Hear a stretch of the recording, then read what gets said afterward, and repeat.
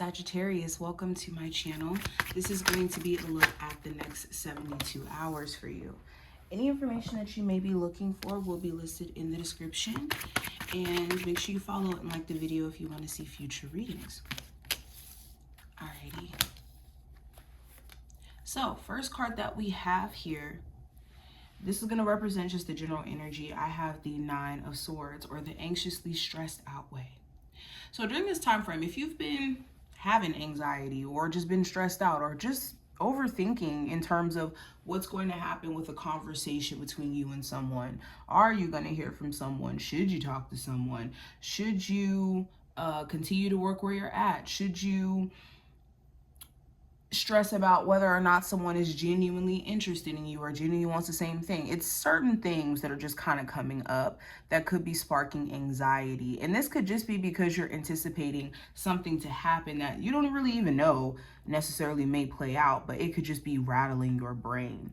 I think that you could be noticing how it's very important for you to just kind of get out of this space of trying to think your way through life as well. Some of you have been spending a lot of time to yourself because it's the thinking about how things are going to turn out or wanting things to kind of show up in your life, but forgetting that you have to actively participate in your life in order for those things to happen as well.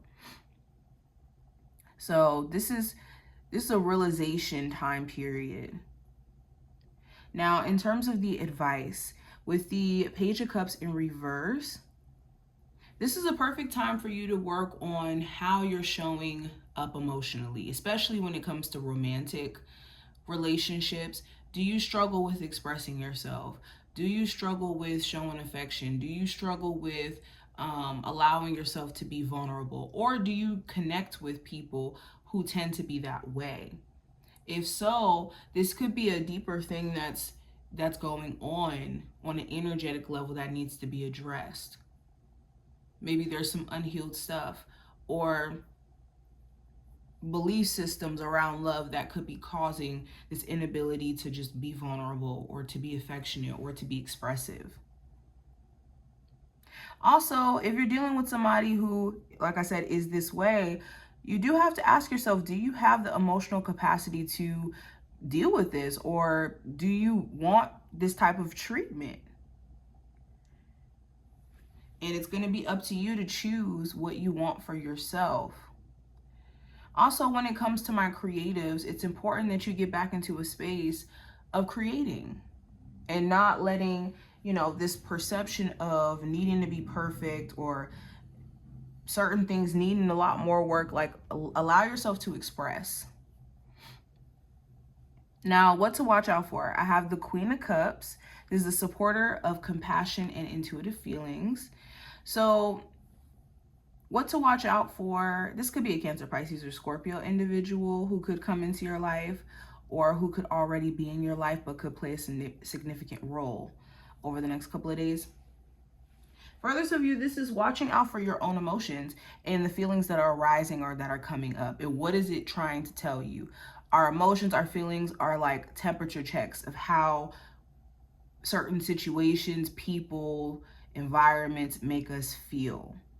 Now, it doesn't mean we move on those, nudges that we receive from our emotions and our feelings, but we take it in consideration with logic as well. And that's what you want to be mindful of or watchful for during this time frame.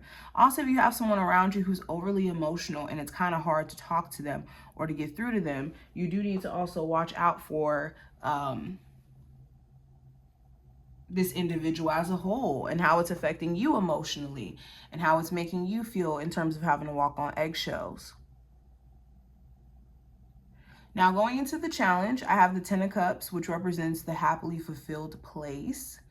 So in terms of the challenge, this could be family. There could be certain family members where it's like, oh my gosh, I have to always come to your rescue, or oh my gosh, you're, really, really drama filled, or you don't take accountability. There could be certain things going on with family that's making you just kind of scratch your head. This could even be with the person you have children with. Maybe things aren't where you would like it to be when it comes to the relationship. For a lot of you, you just want to be in a place of personal contentment or just being happier in life. And the challenge may be that you may not be seeing that the way that you could live a happier life is just by being more intentional about it. Whenever you're living a life that's unhappy, it's a life that you didn't make the choices or you didn't make the decisions in. You just kind of let life make them for you.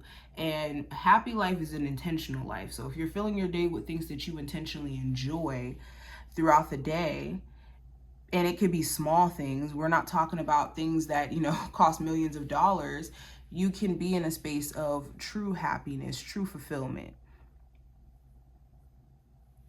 Now, going into the message from your spirit guides, I have the Chariot. So the Chariot is an urge for you to see that you are very much capable to make it through any challenges or obstacles that you've been faced with in your recent past. And for a lot of you, you already have, like you've already reached the end of the finish line. You've already gotten to the other side. It's just maybe you're going through like that PTSD energy of what you've gone through and having to mentally adjust to the fact that you're out of it.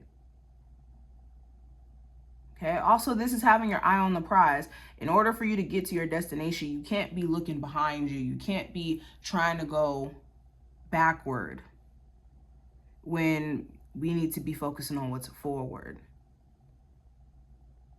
Now, last card's going to represent the outcome. We have the Fool card. So there could be an Aries of significance towards the end of this time frame. For others of you, you could be starting fresh or starting anew.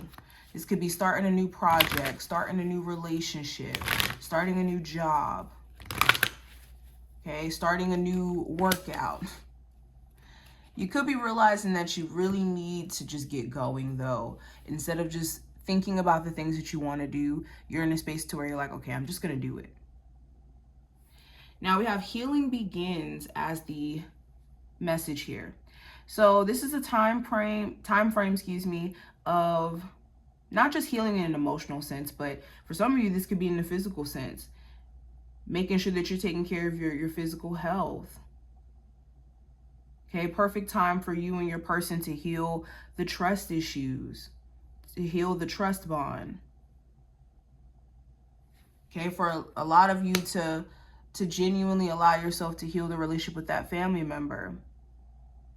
We also have spiritual partnership.